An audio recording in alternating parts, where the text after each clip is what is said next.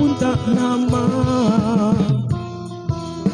Oh Mas Mona, engkau jelita, dapatkah ku hidup denganmu?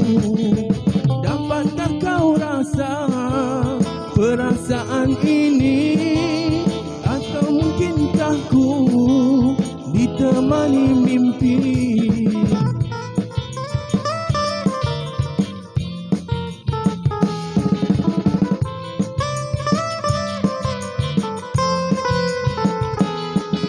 Sekiranya hati tak pernah terisi, izinkanlah aku menjadi temanmu.